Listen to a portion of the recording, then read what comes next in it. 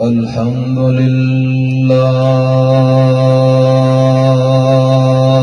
وحده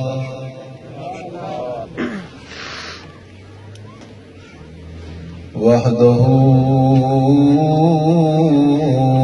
لا شريك له لا شريك له ولا نظير له ولا ند له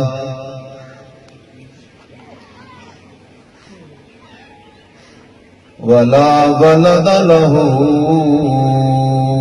ولا والد له ولا صاحبة له ولا مثل له ولا مثال له ولا سوي له ونشهد أن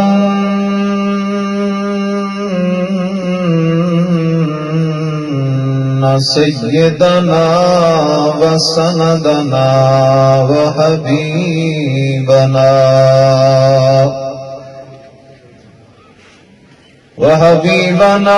وحبيب ربنا وطبيبنا وطبيب قلوبنا محمد عليه الصلاة والسلام.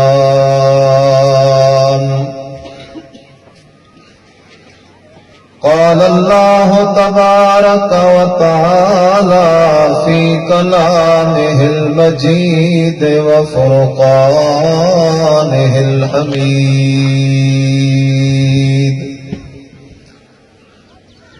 وإن يونس لمن المرسلين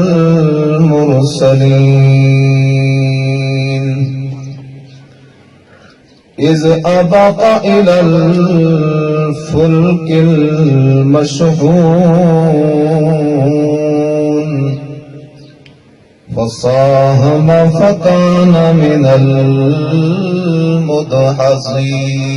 المدحضين. إن الله وملائكته يصلون على النبي يا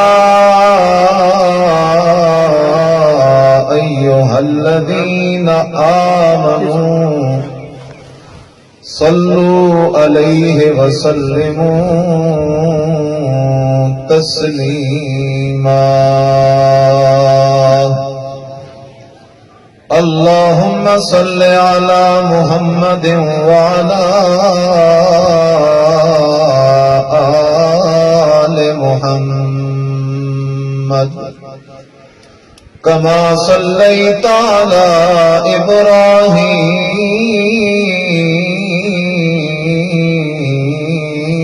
وعلى آل إبراهيم إنك حميد مجيد. اللهم بارك على محمد وعلى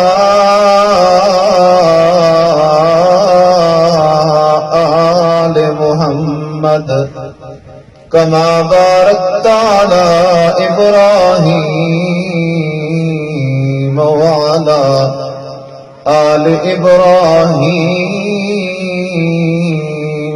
إنك حميد مجيد.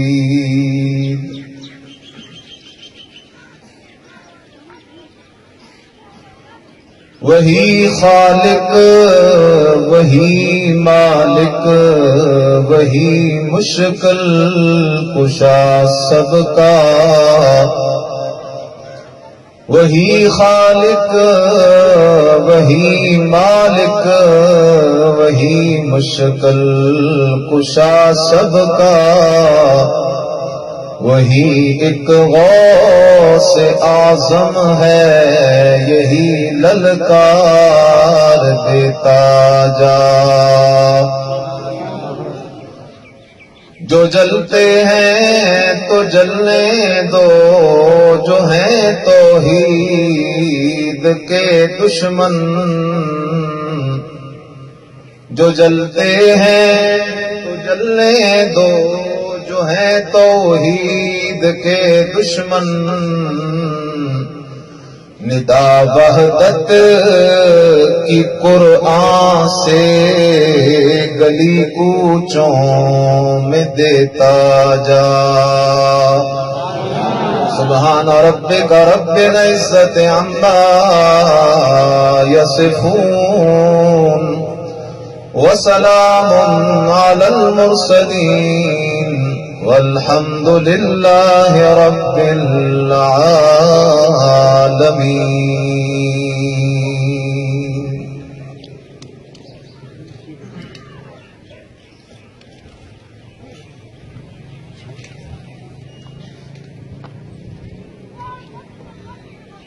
میرے انتہائی قابل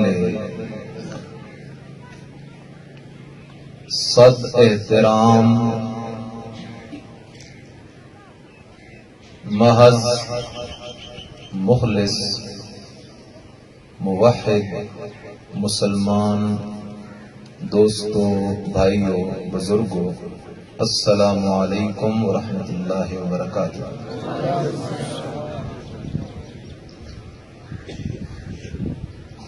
بحمد اللہ تعالی و بفضل اللہ تعالی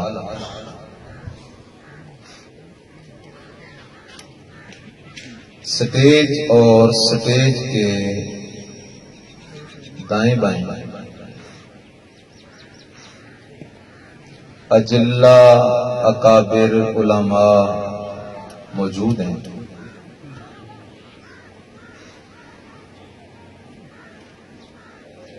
میری گفتگو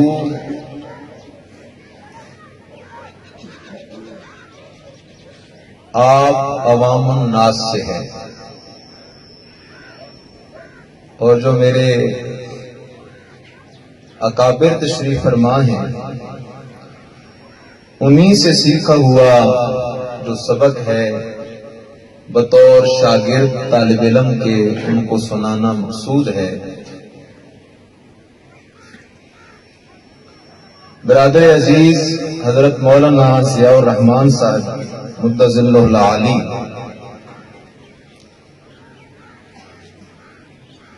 نے بھرپور مبالغہ کیا ہے، اور ہوتا بھی یہی ہے کہ عوام جب اتنا مبالغہ سنتی ہے تو امیدیں بھی اتنی ہی وابستہ کر لیتی ہے۔ لہذا میں تو ایک طالب علم ہوں، اور صرف اس نیت سے کہ شاید آپ جیسے اہل توحید محبین قرآن کی مجلس میں شرکت سے اللہ میں گناہگار کے گناہ معاف کر کے اپنی رحمت کے سائے میں مجھے بھی جگہ نصیب فرما دے۔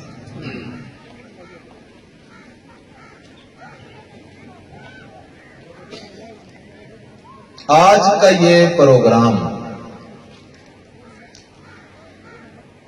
عظمت قرآن کے عظیم عنوان سے معنون ہے، اور مجھ سے قبل علماء کرام نے عظمت قرآن کے عنوان سے زبردست گفتگو کی ہے۔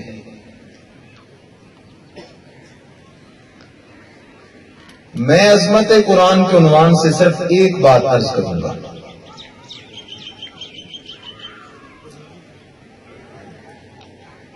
جتنے بھی ہم یہاں موجود ہیں، یا اوپر چلے جاؤ اکابرین، اوپر چلے جاؤ تبع تابعین، اوپر چلے جاؤ تابعین، اوپر چلے جاؤ صحابہ، اولیاء، انبیاء، ہم سب کے سب اولاد کس کی ہیں حضرت؟ بولیں، اولاد کس کی؟ حضرت آدم علیہ السلام۔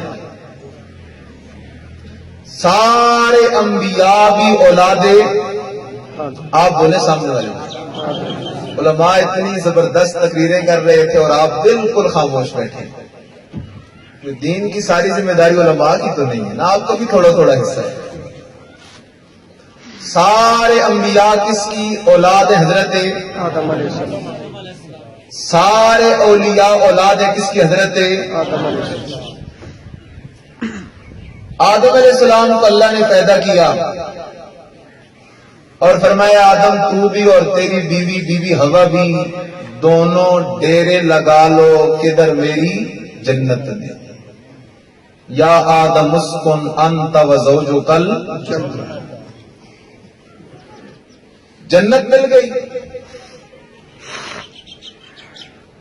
اب پھر اللہ نے فرمایا آدم وَكُلَا مِنْهَا رَغَدًا حَيْثُ شِئْتُمَا، کھاؤ جنت سے جہاں سے تمہارا جی چاہے، لیکن اس ایک درخت کے قریب۔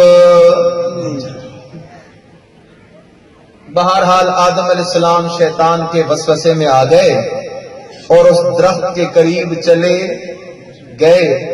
جیسے ہی اس درخت کو چھونا تھا بے لباس ہو گئے اور آدم علیہ السلام کو جنت سے اتار دیا گیا کدھر؟ زمین پر۔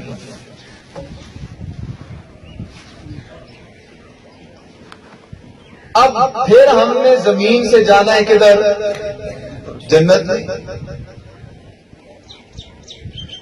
آدم علیہ السلام نیچے اترے تو ہم بھی اولاد آدم ہیں، ہم بھی سارے کدھر آ گئے؟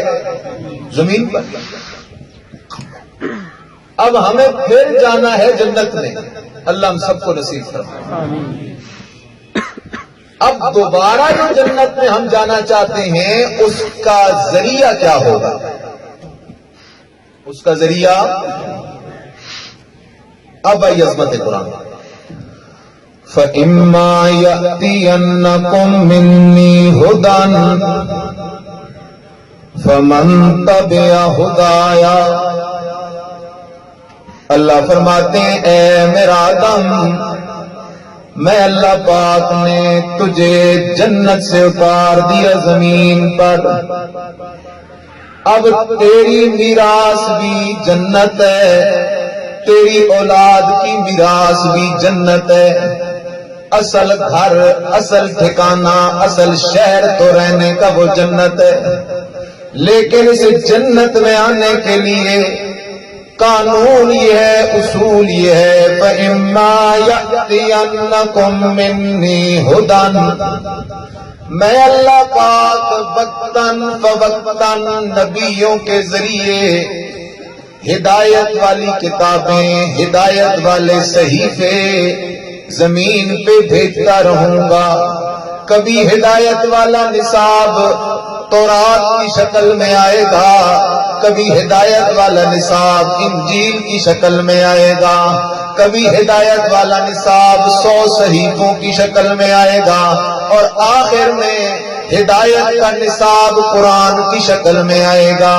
فمن تبعا فمن تبعا فمن تبعا، جس خوش نصیب نے قرآن کی تابعداری کی، جس خوش نصیب نے عقیدہ بنایا تو قرآن سے، جس خوش نصیب نے ایمان بنایا تو قرآن سے، جس خوش نصیب نے مسئلہ سمجھا تو قرآن سے، جس خوش نصیب نے اپنے مذہبی اختلاف کو حل کیا قرآن سے، فمن تبع ہدایا، جو بندہ قرآن کا تابعدار بنتا جائے گا، قرآن کا مرید بنتا جائے گا، قرآن کا مقتدی بنتا جائے گا، میں اللہ کا اعلان ہے اس پر خوف بھی کوئی نہیں ہوگا، غم بھی کوئی نہیں ہوگا، سیدھا واپس آ جائے گا جنت الفردوس میں۔ سبحان اللہ۔ پھر فرمایا واعتصموا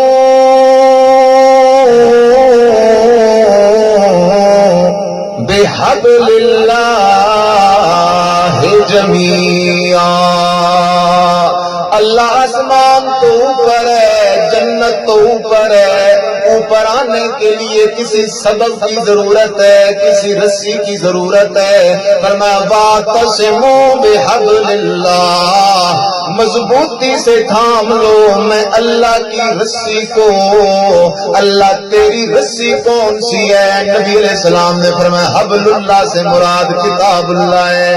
لوگوں یہ قرآن اللہ کی عرشوں سے زمین کی طرف بھیجی ہوئی رسی ہے۔ اس رسی کا ایک سرا میں رب کی قدرت کے ہاتھوں میں ہے، دوسرے سرے کو اگر ہم مسلمان مضبوطی سے تھام لیں اللہ کی طرف سے رسی چھوٹنی کوئی نہیں۔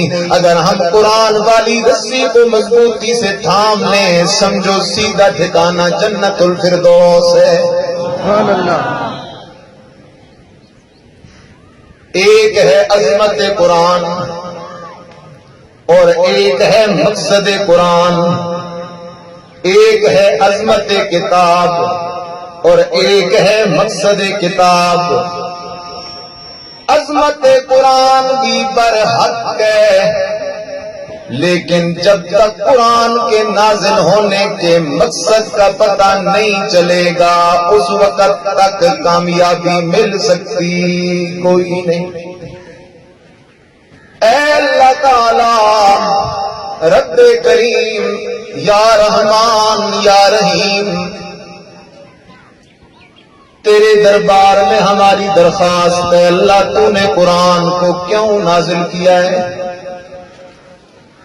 آج تو ہم سمجھ بیٹھے ہیں کہ اپنے رسومات، اپنے رواج، اپنے جھگڑوں کے فیصلوں کے وقت قرآن پہ قسمیں اٹھانا، برکت کے لیے قرآن کے نسخے مسجد میں ہدیے کر کے رکھ دینا، صرف قرآن کو چوم لینا، قرآن کو آنکھوں سے لگا لینا۔ اللہ ہم نے تو قرآن کا یہ مقصد سمجھا ہوا ہے، لیکن ہم انسان بھی کمزور، ہماری سمجھ بھی کمزور، تو رب بھی شازور، تیرا فیصلہ بھی شازور ہے۔ اللہ تو آپ ہمیں بتا تو نے قرآن کیوں نازل کیا ہے؟ سب سے ابتدا میں آ جاؤ، سورۃ البقرہ شروع ہو رہی ہے، سورۃ البقرہ کی ابتدا ہے بسم اللہ الرحمن الرحیم، الف لام میم، ذالک الکتاب۔ لوگوں یہ قرآن عام کتاب نہیں، الف لام را کتاب، لوگوں یہ قرآن بڑے اونچے شانوں والی کتاب ہے۔ میں اس کو اور آسان کروں تو یوں کہوں گا، مجھے اگر کسی دوست کا خط آ جائے، سعودیہ سے آ جائے عربی میں لکھا ہوا، کسی دوسرے ملک سے آ جائے انگلش میں لکھا ہوا، لیکن مجھے عربی بھی نہیں آتی، انگریزی بھی نہیں آتی، خط میرے پاس پہنچ گیا ہے، میں اس وقت تک سوتا نہیں، اس وقت تک کوئی اور کام کرتا نہیں جب تک اس خط کو میں لے نہ جاؤں کسی انگریزی دان کے پاس۔ انگریزی دان کو کہوں گا بھائی جلدی بتا اس خط کے اندر کیا لکھا ہوا ہے، یا اس خط کو لے جاؤں گا عربی دان کے پاس، بتاؤں گا بھائی بتا اس خط میں کیا لکھا ہوا ہے۔ اللہ پاک فرماتے ہیں کتابوں، لوگوں ایک دوسرے کے خط تو بڑے شوق سے پڑھتے ہو، کتاب یہ میں اللہ کا خط ہے، اس خط کو لانے والا جبرائیل امین ہے، پڑھ کے سنانے والا امام الانبیاء محمد رسول اللہ صلی اللہ علیہ وسلم ہے۔ عام کتاب نہیں، ذالک الکتاب لا ریب فیہ، قرآن وہ کتاب ہے جس کتاب میں شک کوئی نہیں، کہو سارے جس کتاب میں کوئی جس کتاب میں شک کوئی کیا مطلب قرآن میں شک نہیں، اس کا مطلب یہ ہے کہ قرآن کے کسی مسئلے میں شک نہیں ہے۔ ایک بندہ کہتا ہے ذالک الکتاب لا ریب فیہ، لیکن ایک قرآن مسئلہ بیان کرتا ہے، وہاں اس مسئلے کو ماننے کے لیے تیار نہیں ہے، کسی اور کی تحقیق کے پیچھے جاتا ہے، تو یہ بندہ گویا کہ ذالک الکتاب لا ریب فیہ کا معنی کوئی نہیں سمجھا ہوا۔ ذالک الکتاب لا ریب فیہ، دنیا کی ہر کتاب میں شک آ سکتا ہے، غلطی آ سکتی ہے، دنیا کی ہر کتاب میں صاحب ہو سکتا ہے، اگر غلطی سے پاک ہے تو اللہ کا قرآن ہے، شک سے پاک ہے اللہ کا قرآن ہے، اگر کوئی بے عیب ہے تو اللہ کا قرآن ہے۔ اللہ تو نے قرآن نازل کیوں کیا؟ اللہ فرماتے ہیں ذالک الکتاب لا ریب فیہ ھدی للمتقین، میں اللہ نے یہ قرآن تیرے لیے ہدایت بنا کے نازل کیا ہے، کتاب ہدایت بنا کے اتارا ہے، کتاب نجات بنا کے اتارا ہے، کتاب ایمان بنا کے اتارا ہے، کیونکہ ایمان ملے گا تو اللہ کے قرآن سے، نجات ملے گی تو اللہ کے قرآن سے، اور ہدایت ملے گی تو اللہ کے۔ چلتا جا میرا دوست، رب کریم کا یہ قرآن ہے، رب کریم کا یہ قرآن ہے، سبحان اللہ۔ میرے دل میں اللہ نے ایک بات ڈال دی، ذرا توجہ کر۔ ٹھیک ہے یہ بات، مجھ سے میری ماں کو بھی بڑی محبت ہے، باپ کو بھی محبت ہے، استاد کو بھی محبت ہے، پیر کو بھی محبت ہے، نبی علیہ السلام کو بھی اپنے ہر امتی سے بڑی محبت ہے، لیکن ہر مسلمان بندے سے جتنی محبت رب کو ہے اور کسی کو بھی نہیں ہے۔ میرے جملے کا جواب دو، ہمارے ساتھ سب سے زیادہ محبت کرنے والا کون ہے؟ ہمارے ساتھ سب سے زیادہ محبت کرنے والا کون ہے؟ جب سب سے زیادہ محبت ہم سے اللہ کو ہے تو پھر ہمیں سب سے زبردست سمجھانے والا بھی کون ہے؟ اس قرآن میں اللہ ہمیں سمجھا رہا ہے، اللہ ہمیں سمجھا رہا ہے، اللہ خود بھی بے مثال، اللہ کا سمجھانا بھی بے مثال ہے۔ اللہ تو نے قرآن کیوں نازل کیا؟ سورہ بقرہ آیت نمبر 185 فرمایا شہر رمضان الذی انزل فیہ القرآن، لوگوں مہینہ رمضان کا، لوگوں مہینہ رمضان کا،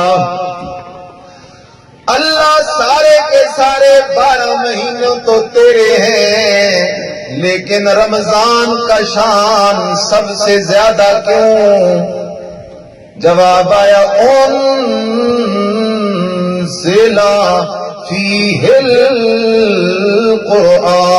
القرآن، بلند ہو گئے رمضان کے شان اس لیے کہ آیا ہے اس میں رب کا قرآن۔ سبحان اللہ۔ جس مہینے میں رمضان آ جائے وہ مہینہ کیا ہو جاتا ہے؟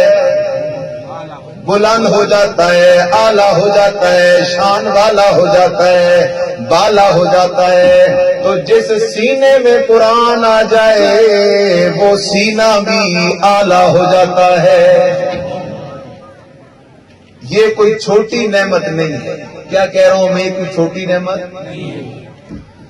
ایک آیت رب کے قرآن کی ایک پلڑے میں رکھ دو،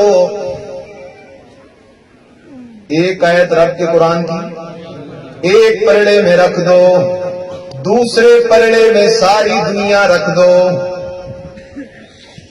وزیر اعظمی بھی، وزارتیں بھی، عہدے بھی، مال بھی، دولت بھی، ساری کی ساری مخلوقات ایک پلڑے میں، رب کا قرآن ایک طرف ہو تو شان کس کا زیادہ ہے؟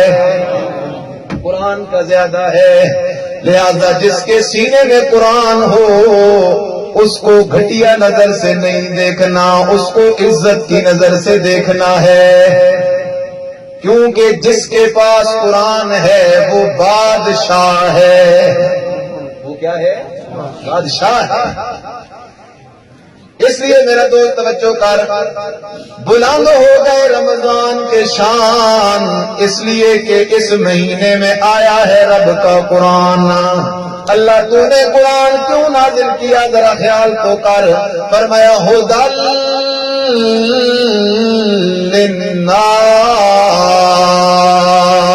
للناس، ھدی للناس۔ اللہ فرماتے ہو لوگوں میں نے قرآن کو ہدایت بنایا ہے، ایمان والی کتاب بنایا ہے، للناس، سارے کہو للناس۔ للناس کیا معنی کس کے لیے؟ لوگوں کے لیے، صرف علماء کے لیے، صرف طلباء کے لیے، صرف پڑھے لکھے ہوئوں کے لیے۔ خدا جانتا ہے بالکل جٹ ہو، ان پڑھ ہو، انگوٹھا چھاپ ہو، جٹ ہو، ان پڑھ ہو، انگوٹھا چھاپ ہو، اس کو سمجھانے کے لیے بھی جو کتاب ہے اس کا نام قرآن ہے۔ اور کیوں نہ ہو، کیوں نہ ہو، میرے رب کا قرآن عجیب کتاب ہے، میرے رب کا قرآن عجیب کتاب ہے، ہدایت والی کتاب ہے۔ اب میں یہاں ایک بات سمجھانا چاہتا ہوں، آپ متوجہ ہیں؟ بعض لوگ کہہ دیتے ہیں قرآن مشکل کتاب ہے۔ قرآن کیا ہے؟ مشکل کتاب ہے، اس کو صرف علماء طلباء پڑھ سکتے ہیں، عوام اسے نہیں پڑھ سکتی، عوام سے نہیں پڑھ سکتی، مشکل کتاب ہے۔ قرآن کو سمجھنے کے لیے بھی اتنے علوم کی ضرورت ہے، قرآن ان علوم کے بغیر سمجھ نہیں آتا۔ میرا دوست، میرے سامنے رب کا قرآن ہے، علماء تشریف فرما ہے، اگر میں کہیں ادھر ادھر ہوں تو مجھے کان سے پکڑے، سمجھا رہی میری بات؟ میرے سامنے رب کا قرآن ہے۔ یہاں سٹیج پہ میرا ایک بھائی کہہ رہا تھا اشاعت کی پہچان القرآن۔ ہم کہتے ہیں حدیث پہ بھی ہمارا ایمان، لیکن حدیث بھی چلے گی تو قرآن کے پیچھے چلے گی، کیونکہ سب سے پہلا نمبر ہے تو اللہ کے قرآن کا۔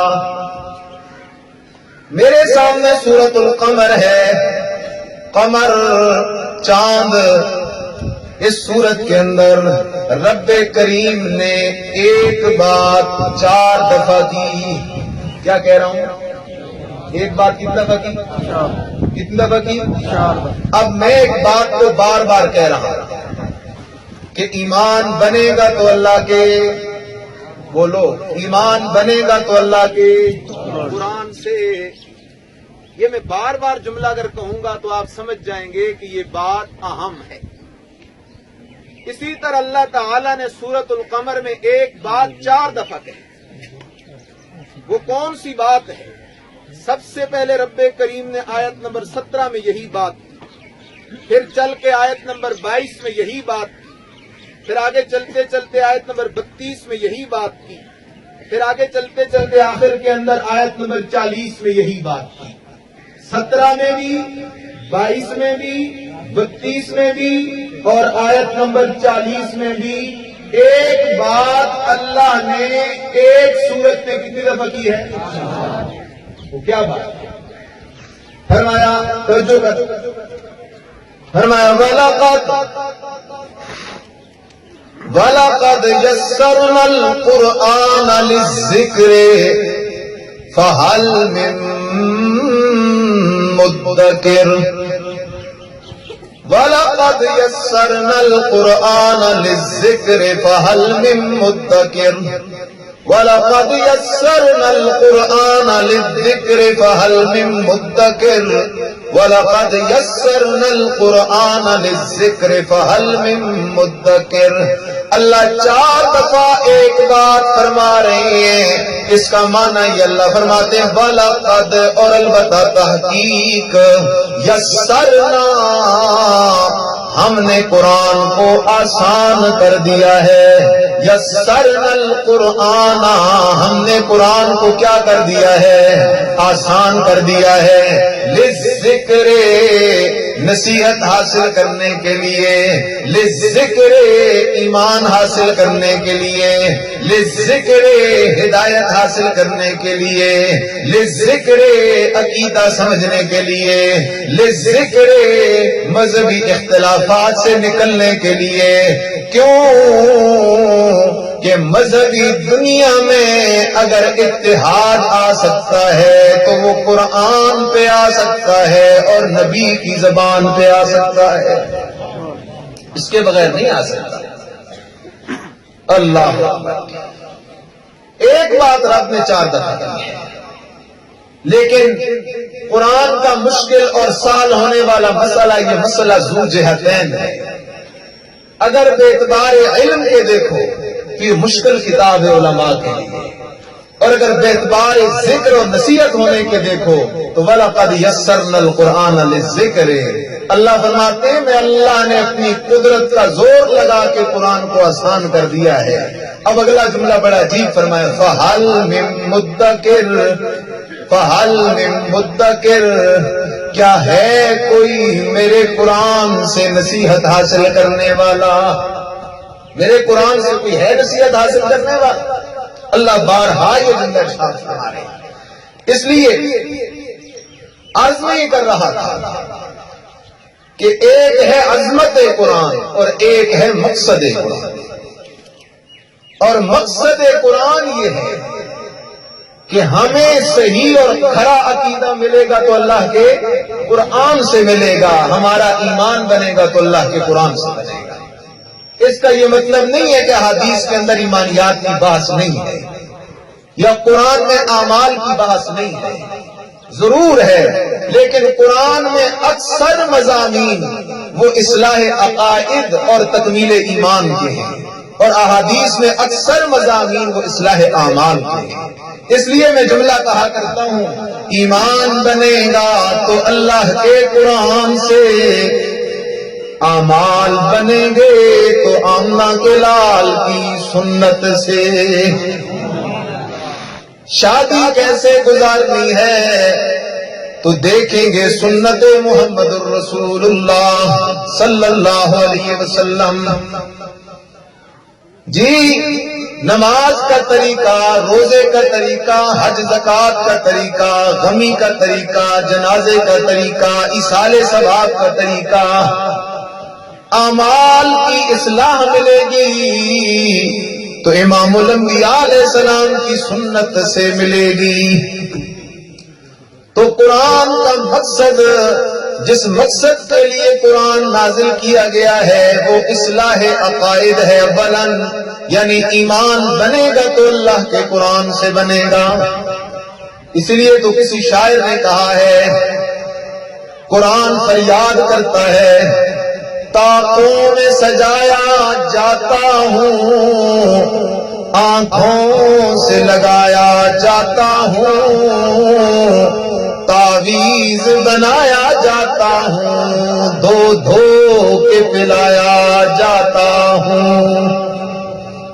قرآن کہتا ہے طاقوں میں سجایا جاتا ہوں، آنکھوں سے لگایا جاتا ہوں، تعویذ بنایا جاتا ہوں، دھو دھو کے پلایا جاتا ہوں۔ جس طرح سے طوطا مینا کو کچھ بول رٹائے جاتے ہیں، اس طرح پڑھایا جاتا ہوں، اس طرح سکھایا جاتا ہوں۔ چونکہ القرآن اسم للنظم والمعنی جميعا، دو چیزیں ہیں، ایک ہے قرآن کے یہ الفاظ، لیکن ان الفاظ کے اندر چھپا ہوا ہے معنی، اور ہماری اصلاح تب ہوگی جب ہمیں معنی کا پتہ چلے گا۔ اور یہی فرق ہے، نبی علیہ السلام نے جب صفا کی پہاڑی پہ چڑھ کے فرمایا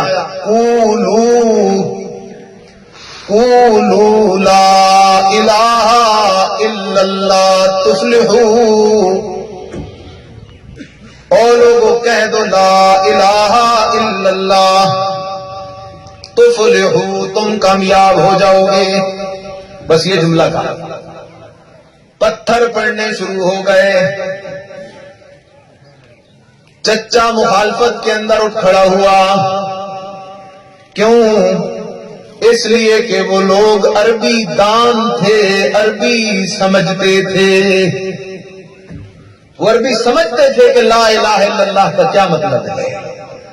لیکن آج تم کسی شرک کے اڈے پہ چلے جاؤ، سجدے ہو رہے ہیں درباروں کو، اس شرک کے اڈے پہ کھڑے ہو کر کہو لا الہ الا اللہ، کوئی فرق نہیں پڑتا، مجاور بھی شروع کر دیں گے لا الہ الا اللہ، لا الہ الا اللہ۔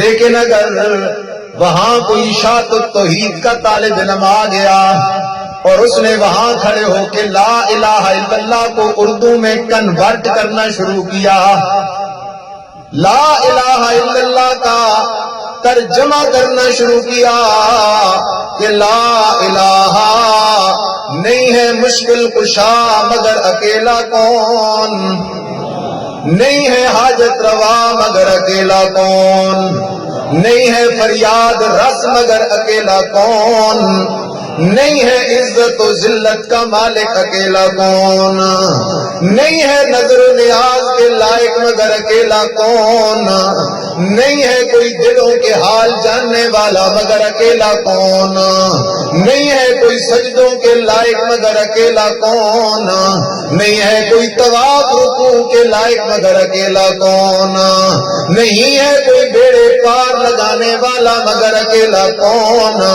نہیں ہے کوئی بیماریاں لگانے والا مگر اکیلا کون، نہیں ہے کوئی بیماریاں ہٹانے والا مگر اکیلا کون، نہیں ہے کھوٹی قسمتیں کھڑی کرنے والا مگر اکیلا کون، نہیں ہے کوئی اولاد دینے والا مگر اکیلا کون۔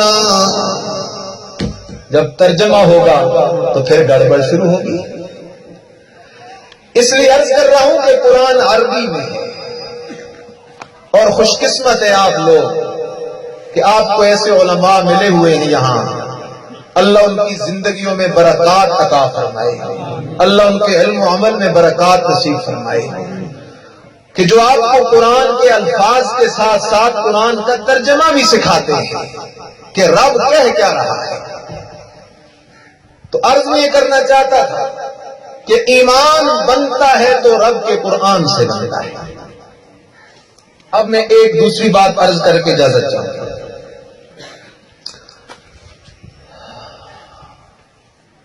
نبی علیہ السلام مکہ میں تشریف لائے، آپ کی ولادت با سعادت ہوئی،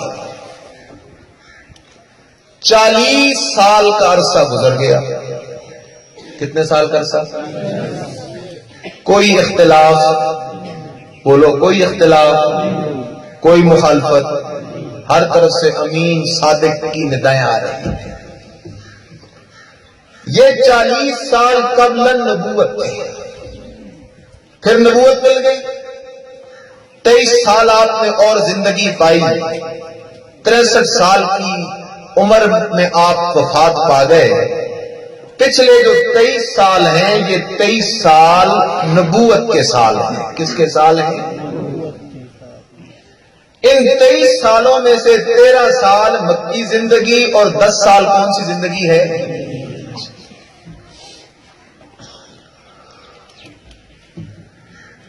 نبی علیہ السلام اور اہل مکہ کا اختلاف کس بات میں تھا؟ نبی علیہ السلام اور اہل مکہ کا اختلاف کس بات میں تھا؟ سبحان اللہ، یہ وہ مسئلہ ہے کہ جس مسئلے کو فرعون کی بیوی سمجھ گئی، اللہ کی ولیہ بن گئی۔ بیوی کس کی ہے؟ لیکن اس کو یہ مسئلہ کیا آ گیا؟ اللہ کی ولیہ بن گئی۔ وقال رجل مؤمن من آل فرعون، مسئلہ سمجھ آ گیا، اللہ کا ولی بن گیا۔ اللہ اس کے تذکرے کر رہا ہے، وقال رجل مؤمن من آل فرعون۔ یہ مسئلہ نبی علیہ السلام کے چاچا حضرت امیر حمزہ رضی اللہ تعالیٰ عنہ سید الشہداء کے قاتل وحشی کو سمجھ آ گیا، اللہ کا ولی بن گیا۔ یہ مسئلہ حبشے کے اس کالے رنگ والے بلال کو سمجھ آ گیا، چلتا زمین پہ ہے، قدموں کی آہٹ عرشوں پہ سنائی دے رہی۔ کمال کس میں؟ کمال اس مسئلے میں ہے، اور یہی مسئلہ ہے۔ لیکن یہ مسئلہ نبی علیہ السلام کے چاچا ابو طالب کو سمجھ، ابراہیم علیہ السلام کے بابا آزر کو سمجھ، نوح علیہ السلام کے بیٹے کنعان کو سمجھ، حضرت نوح اور لوط علیہ السلام کی بیویوں کو سمجھ نہیں آیا، ناکام ہو گئے۔ وہ کون سا مسئلہ ہے؟ وہ یہی مسئلہ ہے جس مسئلے میں نبی علیہ السلام اور اہل مکہ کا اختلاف ہے۔ نبی علیہ السلام اور اہل مکہ کا، میں بالکل مختصر انداز میں بات کروں گا۔ کیا اختلاف تھا نبی علیہ السلام اور اہل مکہ کا؟ کسی کے ذہن میں یہ بات شاید آ جائے کہ نبی علیہ السلام نے ان کو کہا ہو اقیموا الصلاۃ، صلو، نماز پڑھو، انہوں نے کہا ہم تو نماز نہیں پڑھتے، نماز کا اختلاف ہوگا۔ لیکن توجہ سے سن لو، نبی علیہ السلام اور اہل مکہ کا اختلاف نماز والے مسئلے میں نہیں ہے، کیونکہ نماز فرض ہوئی ہے ہجرت سے قریباً 1.5 سال پہلے معراج کے موقع پر، اس سے پہلے تو نماز فرض نہیں تھی۔ روزے کا اختلاف بھی نہیں ہے، چونکہ روزہ فرض بعد الہجرت ہے، زکوٰۃ فرضیت بعد الہجرت ہے، حج کی فرضیت بعد الہجرت ہے۔ اعمال میں اختلاف نہیں ہے۔ پھر کیا ہے؟ کسی کے ذہن میں یہ بات آئی ہوگی کہ شاید نبی علیہ السلام کی تبلیغ تھی، آپ ان کو کہتے تھے اللہ کو مانو اور وہ کہتے تھے ہم اللہ کو نہیں مانتے، شاید یہ اختلاف ہوگا۔ لیکن بیدار ہو کے سن لو، نبی علیہ السلام اور اہل مکہ کا اختلاف اس مسئلے میں بھی نہیں ہے، بلکہ مکہ والے اللہ کو مانتے تھے۔ کیا کہہ رہا ہوں؟ مکہ والے اللہ کو، عیسائی بھی اللہ کو، یہودی بھی اللہ کو۔ کیسے؟ سورہ یونس کی طرف چلتے ہیں۔ سورہ یونس میں اللہ تعالی نے اس بات کو ذکر کیا ہے۔ سورہ یونس ہے میرے سامنے، اور سورہ یونس کی آیت نمبر 31 ہے۔ قُلْ مَن يَرْزُقُكُم مِّنَ السَّمَاءِ وَالْأَرْضِ أَمَّن يَمْلِكُ السَّمْعَ وَالْأَبْصَارَ وَمَن يُخْرِجُ الْحَيَّ مِنَ الْمَيِّتِ وَيُخْرِجُ الْمَيِّتَ مِنَ الْحَيِّ وَمَن يُدَبِّرُ الْأَمْرَ فَسَيَقُولُونَ اللَّهُ فَقُلْ أَفَلَا تَتَّقُونَ۔ اے میرا پیغمبر، ان مکے والوں سے چند سوال کریں۔ پہلا سوال، اور مکے والے مکے والوں بتاؤ تو صحیح، من یرزقکم من السماء، آسمان سے بارشیں کون نازل کرتا ہے، زمین سے فصلیں کون اگاتا ہے، کانوں کو سنانے والا کون ہے؟ آنکھوں کو دکھانے والا کون ہے؟ زندے سے مردہ نکالنے والا کون ہے؟ مردے سے زندہ نکالنے والا کون ہے؟ کائنات کے یہ بڑے بڑے نظام چلانے والا کون ہے؟ مشرکین مکہ کا جواب تھا، اللہ فرماتے ہیں یہ ضرور کہیں گے اللہ اللہ اللہ۔ مشرکین مکہ جواب دے رہے ہیں اور کہتے ہیں ہم مانتے ہیں کہ بارشیں دینے والا کون ہے۔ مشرکین مکہ مانتے ہیں کہ فصلیں اگانے والا کون ہے۔ مشرکین مکہ مانتے ہیں کہ سنانے والا کون ہے۔ مشرکین مکہ مانتے ہیں کہ دکھانے والا کون ہے۔ مشرکین مکہ مانتے ہیں کہ زندے سے مردہ اور مردے سے زندہ نکالنے والا کون ہے۔ مشرکین مکہ مانتے ہیں کہ امور عظام یہ کائنات کے بڑے بڑے نظام چلانے والا اللہ ہے۔ تو وہ مانتے ہیں اللہ کو، اللہ کو کیا کرتے ہیں؟ مانتے ہیں۔ اللہ کے منکر نہیں، اللہ کو مانتے ہیں۔ دوسرا مقام سورہ عنکبوت میرے سامنے ہے، سورہ عنکبوت کی آیت نمبر 61 پڑھنے لگا ہوں۔ وَلَئِن سَأَلْتَهُم مَّنْ خَلَقَ السَّمَاوَاتِ وَالْأَرْضَ وَسَخَّرَ الشَّمْسَ وَالْقَمَرَ لَيَقُولُنَّ اللَّهُ۔ اے میرا پیغمبر مکے والوں سے 4 سوال اور کریں، 7 سوال ادھر ہو گئے، 4 سوال اور کریں۔ من خلق السماوات والارض، اے مکے والو بتاؤ یہ 7 آسمان کھڑے ہیں بغیر عمد ترونہا، بغیر کسی ستون کے یہ 7 آسمان کھڑے ہیں۔ ان 7 آسمانوں کا آج تک رنگ بھی میلا نہیں ہوا، پینٹ بھی میلا نہیں ہوا، ان میں کوئی دراڑ بھی نہیں آئی، لیکن قیامت کے نزدیک اذا السماء انفطرت یہ بالکل تہس نہس ہو جائیں گے۔ میں عرض کر رہا ہوں نبی علیہ السلام کو اللہ نے فرمایا میرا پیغمبر ان سے سوال کیجئے من خلق السماوات، آسمانوں کو پیدا کرنے والا کون ہے؟ زمینوں کو پیدا کرنے والا کون ہے؟ سورج کو اس کی ڈیوٹی پہ، چاند کو اس کی ڈیوٹی پہ لگانے والا کون ہے؟ لَيَقُولُنَّ اللَّهُ، مکے والے کہنے لگے یہ سارے کام کرنے والا کون ہے؟ پھر فرمایا وَلَئِن سَأَلْتَهُم مَّن نَّزَّلَ مِنَ السَّمَاءِ مَاءً، میرا پیغمبر ان سے سوال کیجئے آسمان سے بارشیں دینے والا کون ہے؟ پہلا سوال۔ دوسرا سوال فَأَحْيَا بِهِ الْأَرْضَ مِن بَعْدِ مَوْتِهَا، اور بارش برسا کے بنجر زمین کو آباد کرنے والا کون ہے؟ جواب دینے لگے لَيَقُولُنَّ اللَّهُ، ہم مانتے ہیں کہ یہ سب کچھ کرنے والا کون ہے۔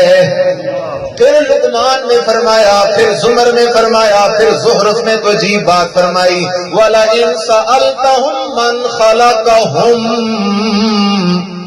اے میرا پیغمبر ان سے سوال کیجئے من خلقہم، اے مشرکین مکہ جن لات منات عزا حبل کی تم عبادت کرتے ہو ان کو پیدا کرنے والا کون ہے؟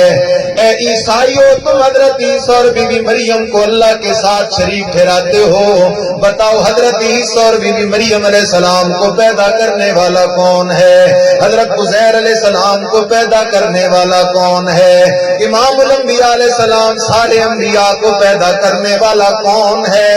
حضرت علی المرتضی رضی اللہ تعالیٰ عنہ کو پیدا کرنے والا کون ہے؟ حضرات حسنین کریمین سیدہ فاطمہ الزہرا رضی اللہ تعالیٰ عنہ مجمعین ان کو پیدا کرنے والا کون ہے؟ پیر بابا کو پیدا کرنے والا کون ہے؟ عبداللہ شاہ غازی کو پیدا کرنے والا کون ہے؟ حتیٰ کہ جن کو بھی اللہ کے ساتھ شریک کیا گیا اللہ سوال کر رہا ہے من خلقہم، اور لوگوں بتاؤ تو صحیح ان سب کا خالق کون ہے؟ جواب آیا کہ ان سب کا خالق کون ہے؟ یہ سب مخلوق ہیں، خالق اکیلا کون؟ انبیاء ضرور ہیں لیکن مخلوق ہیں، خالق ہے تو کون ہے؟ اولیاء ضرور ہیں لیکن مخلوق ہیں، خالق ہے تو کون ہے؟ جب خالق اکیلا اللہ تو لا الہ الا اللہ، الہ بھی اکیلا کون ہے؟ پتہ چلا وہ اللہ کو بھی کیا کرتے تھے؟ مانتے تھے، اللہ کو مانتے تھے اور اللہ کو اللہ ہونے میں وحدہ لا شریک مانتے تھے۔ جھگڑا کس میں؟ جھگڑا ہے الہ میں۔ جھگڑا کس میں ہے؟ الہ میں جھگڑا ہے۔ نبیوں کی دعوت، آسمانی کتابوں کی دعوت یہ تھی جس طرح اللہ ایک ہے اس طرح الہ بھی ایک ہے، اللہ بھی ایک ہے اور الہ بھی ایک ہے۔ لیکن ہر دور کا مشرک وہ اللہ کو تو ایک مانتا ہے لیکن الہ کو ایک نہیں مانتا۔ اجعل الآلہۃ الہا واحدا، وہ کہتے ہیں یہ نبی کی تبلیغ تو عجیب ہے، یہ کہتا ہے اتنے زیادہ الہ نہیں ہونے چاہیے، لا الہ الا اللہ، الہ صرف کتنے ہیں؟ ایک ہے۔ اور اگر میں سادے الفاظ میں جملہ کہنا چاہتا ہوں، الہ کی ہمارے اکابرین مشائخ شیوخ نے بڑی عجیب تعبیرات پیش کی ہیں۔ اشاعت التوحید و سنہ وہ عجیب جماعت ہے، خدا جانتا ہے۔ شعبان رمضان کے مہینے آ رہے ہیں، ہم نے ساری زندگی دور طالب علمی میں 2 مہینے قرآن پڑھا ہے۔ خدا جانتے ہیں جس طرح کی ماں حلوہ پکا کے پلیٹ میں رکھتی ہے اور بیٹا مزے مزے سے کھاتا ہے، ہمارے اکابرین نے قرآن پاک کو اس طرح آسان کر کے ہمارے سامنے پیش کیا، ہم تو تیار حلوہ کھا رہے ہیں۔ بڑی محنتیں، خدا جانتا ہے، ہر پھول کی اپنی خوشبو ہے۔ ذالک فضل اللہ، یہ اللہ کا فضل ہے۔ میرے استاد الشیخ غلام حبیب صاحب مد ظلہ العالی مریض، اللہ ان کو شفائے کاملہ عاجلہ نصیب فرمائے، وہ ایک جملہ ہمیں پڑھایا کرتے تھے، فرمایا کرتے تھے کہ اگر ایک بندے کے پاس زیادہ سرمایہ ہو، سونا ہو یا کوئی اور قیمتی چیز ہو، اور بندہ اس کو کسی کے پاس بطور امانت رکھنا چاہے تو اپنے متعلقین میں سے تلاش کرتا ہے جو سب سے زیادہ قابل اعتماد ہوتا ہے، اپنی امانت اس کے پاس رکھتا ہے۔ اللہ کے ہاں سب سے قیمتی نعمت وہ اللہ کا قرآن ہے، اور اشاعت التوحید پہ یہ رب کا فضل عظیم ہے کہ قرآن کی خدمت کے لیے اللہ نے اشاعت التوحید و سنہ کو منتخب کیا ہے۔ خدا جانتا ہے، بعض ساتھیوں کے ذہن میں ہوتا ہے، میں تعمیری گفتگو کر رہا ہوں، میں آپ کو بتانا چاہتا ہوں بعض ساتھیوں کے ذہن میں یہ غلط فہمی ہوتی ہے کہ 2 مہینے میں قرآن کیسے سیکھا جائے گا۔ ہم سارا سال قرآن پڑھاتے بھی ہیں، سارے سال قرآن پڑھاتے ہیں، لیکن جو قرآن کی روحانیت اور قرآن کے جو فہم اور سمجھ اور قرآن کے موتی ہیرے نگینے جواہرات شعبان رمضان کی 2 بابرکت گھڑیوں میں کھلتے ہیں، وہ دوران سال بھی نہیں ہوتے۔ عجیب سلسلہ ہے۔ تو میں عرض یہ کرنا چاہ رہا تھا کہ یہاں پر اختلاف اللہ میں نہیں، لفظ اللہ میں اختلاف نہیں، الہ میں اختلاف ہے۔ الہ کی بڑی تعبیرات ہے، لیکن میں نے جو سورہ حضرت یونس علیہ السلام کی متعلق آیت پڑھی ہے وہ سمجھانا چاہتا ہوں کہ جس ذات سے بندے کی مافوق الاسباب امیدیں وابستہ ہو جائیں وہ ذات اس بندے کی الہ بن جاتی ہے۔ جس ذات سے بندے کی مافوق الاسباب امیدیں وابستہ ہو جائیں وہ ذات کیا بن جاتی ہے؟ مثال کے طور پہ میں دوائی تو کھا رہا ہوں، ڈاکٹر سے لی، حکیم سے لی، یہ تحت الاسباب ہے، لیکن دل کے اندر امید لگی ہوئی ہے کہ شفا کون دے گا؟ اللہ۔ یہ امید مافوق الاسباب ہے۔ میں حکیم سے دوائی لی، کوئی مسئلہ تھا، کسی کی اولاد نہیں تھی، اسباب کو استعمال کر رہا ہے، لیکن اولاد کی امید کس سے لگائی ہوئی ہے؟ اللہ سے لگائی ہوئی ہے۔ اپنی طرف سے کاروبار کر رہا ہے، لیکن حالات تنگ ہیں، اسباب کو استعمال کر رہا ہے، لیکن رزق کی وسعت کے معاملے میں امید کس سے لگائی ہوئی ہے؟ اللہ سے لگائی ہوئی ہے۔ تو جس ذات سے بندے کی مافوق الاسباب امیدیں وابستہ ہو جائیں تو وہ ذات گویا اس بندے کی الہ بن جاتی ہے۔ مشرکین مکہ اپنی بیماریوں میں، اولاد نہ ہونے میں، اپنی تکالیف میں، پریشانیوں میں اپنے بتوں سے امیدیں وابستہ کرتے تھے۔ عیسائی حضرت عیسیٰ اور بی بی مریم سے امیدیں وابستہ کرتے تھے، یہودی حضرت عزیر علیہ السلام سے امیدیں وابستہ کرتے تھے۔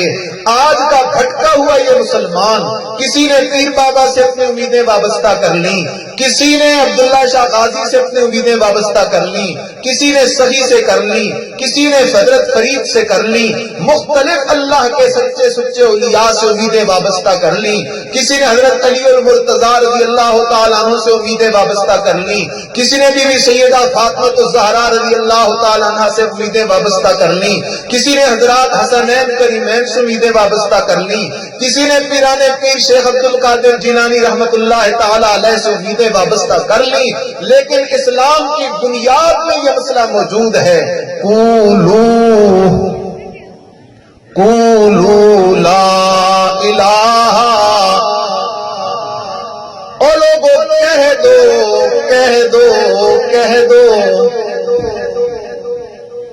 ایمان کسے کہتے ہیں؟ اس بات کو سمجھ لو، صرف زبان سے پڑھنے کا نام اللہ کے ہاں ایمان نہیں ہے۔ الایمان هو التصدیق، دل سے سمجھنے کا نام ایمان ہے، اور وہ دل میں بات تب بیٹھتی ہے جب پہلے بندے کو کلمے کی سمجھ تو ہو نہ صحیح۔ اس لیے فرمایا قولوا لا الہ، او لوگو کہہ دو لا الہ۔ تین درجے، کتنے درجے؟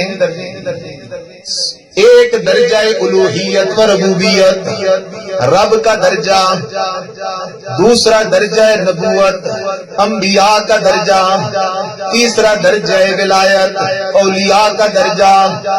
ولی کے شان جتنے بھی بلند ہو جائیں، ولی ولی ہی رہے گا، نبی بن سکتا، ولی ولی ہی رہے گا، نبی بن سکتا نہیں ہے۔ اسی طرح نبی کے شان جتنے بھی بلند ہو جائیں، نبی نبی ہی رہے گا، رب کا شریک بن سکتا نہیں ہے۔ اس لیے تو فرمایا قولوا لا الہ، لوگو کہہ دو، دل سے مان لو، انبیاء ضرور ہیں لیکن لا الہ، الہ کوئی نہیں، اولیاء ضرور ہیں لیکن لا الہ، الہ کوئی نہیں، الا اللہ، الہ ہے تو اکیلا کون ہے؟ الہ ہے تو اکیلا اللہ۔ اب میں نے جو پڑھا تھا مقام، اس کو ذرا دیکھ لیتے ہیں۔ اللہ کا ہے پیغمبر، اللہ کا ہے، نام ہے حضرت یونس علیہ السلام۔ کیا نام ہے؟ حضرت یونس علیہ السلام گئے بستی میں، تبلیغ کی، لا الہ الا اللہ، یہ انبیاء کی تبلیغ کا متن ہے۔ تبلیغ کی لیکن لوگوں نے مسئلہ قبول نہیں کیا، مسئلہ نہیں مانا لوگوں نے۔ حضرت یونس علیہ السلام بتقاضے بشریت پریشان ہوئے، اللہ سے دعا کی، اللہ یہ ماننے والے نہیں، ان کو ہلاک کر۔ یہ بد دعا کی اور اللہ کے حکم سے پہلے ہی اجتہاداً اپنا بوری بستر اٹھایا اور حضرت یونس علیہ السلام اس بستی سے نکل آئے۔ نکل کے آئے حضرت یونس علیہ السلام، آگے رستے میں دریا پڑ رہا ہے، دیکھا تو دریا کے کنارے پہ ایک مسافروں سے بھری کشتی تیار کھڑی ہے۔ یونس علیہ السلام بھی جلدی جلدی کنارے پہ پہنچے، کشتی میں ہو گئے سوار۔ اللہ کا پیغمبر ہے، کشتی میں سوار ہو گیا، چل پڑی کشتی۔ جب پہنچی کشتی دریا کے درمیان، دریا کے درمیان میں پہنچی کشتی، بھنور میں پھنس گئی، کشتی گھوم رہی ہے، بھنور میں پھنسی ہوئی ہے۔ اللہ اکبر۔ اب سنو ذرا، رب کا قرآن مسئلہ سمجھا رہا ہے۔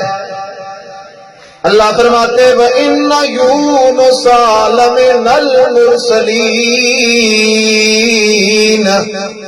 لوگو، حضرت یونس علیہ السلام عام بندہ نہیں بلکہ میرے رسولوں میں سے اونچے شان والا رسول ہے۔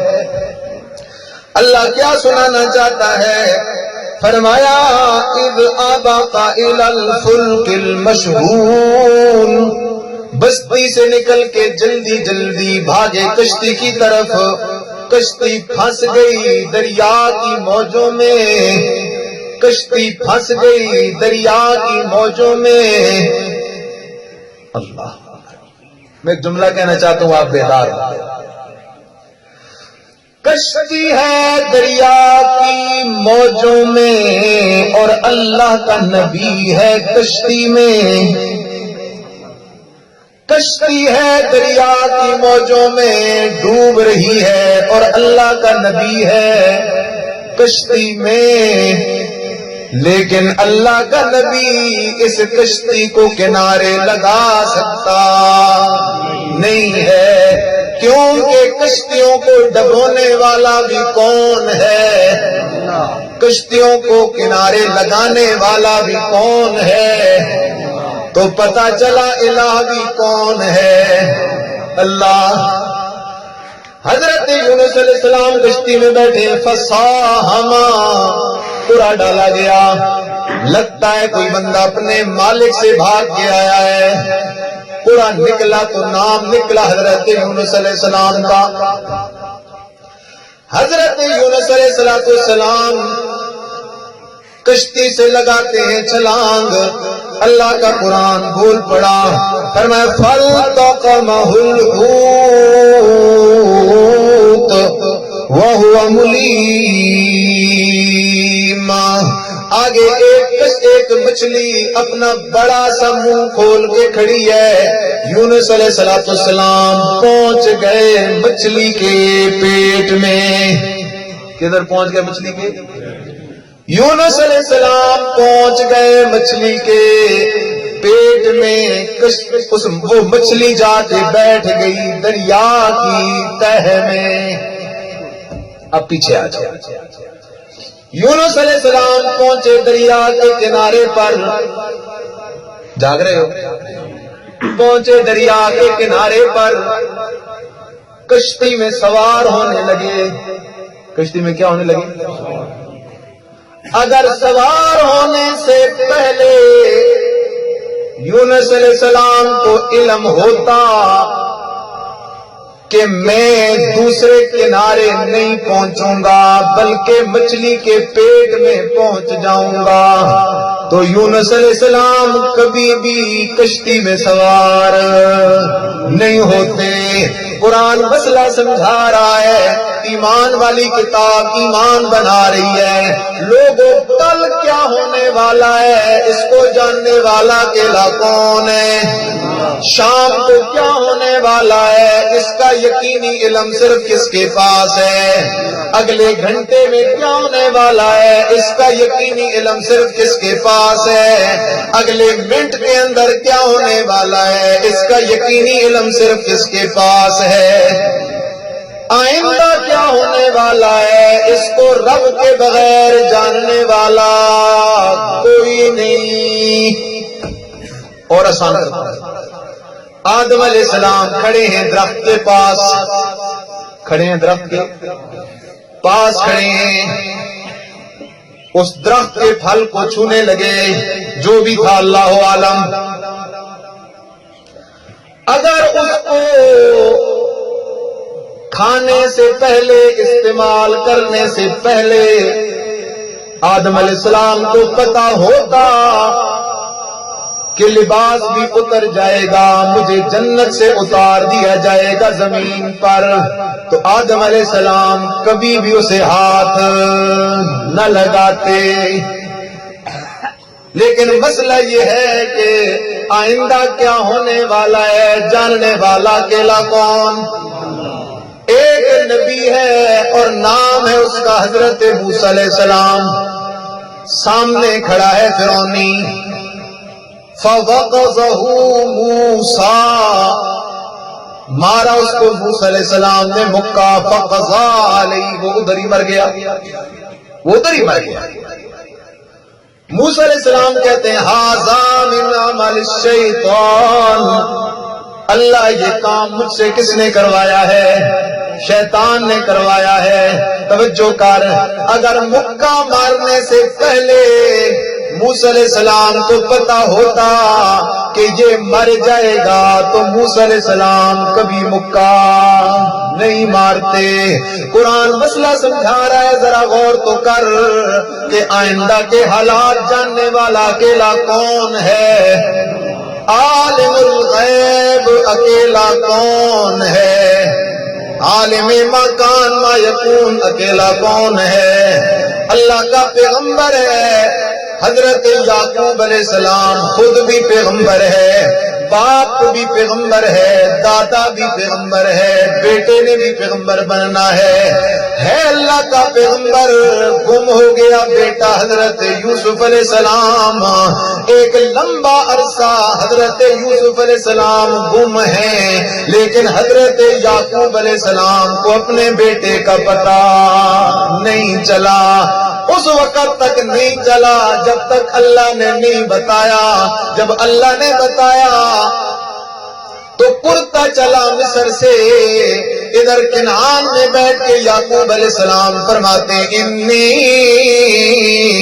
لأجد ریح یوسف، آج مجھے یوسف کی خوشبو آ رہی ہے۔ کبھی دھوکے میں نہ پڑنا، ہمارا مسئلہ بڑا صاف ہے۔ اللہ ساری مخلوق کو جو علم دیتا ہے، انبیاء کو سب سے زیادہ علم دیتا ہے۔ اللہ نے جو سب انبیاء کو علم دیا ہے، ہمارے نبی کو ان سب سے زیادہ علم دیا ہے، لیکن لامحدود علم ہے تو صرف کس کا علم ہے؟ اللہ کا علم ہے۔ حضرت یونس علیہ السلام پہنچ گئے مچھلی کے پیٹ میں، مصیبت آ گئی یا نہیں آئی؟ آ گئی مصیبت۔ اب اس مچھلی کے پیٹ کے اندر سے حضرت یونس علیہ السلام کی امیدیں کس سے لگی ہوئی ہیں؟ اللہ سے لگی ہوئی ہیں، اللہ کے علاوہ کسی اور کو پکارا نہیں ہے۔ رب کا قرآن تو عجیب کتاب ہے، خدا جانتا ہے، عجیب انداز میں رب کا قرآن مسئلہ سمجھاتا ہے۔ کاش کہ آج امت قرآن کے قریب آ جائے۔ پہلی جو امتیں تھیں وہ جدی پشتی پیغمبروں کی اولاد تھی، یہود و نصارہ، لیکن وہ تباہ و برباد ہو گئے۔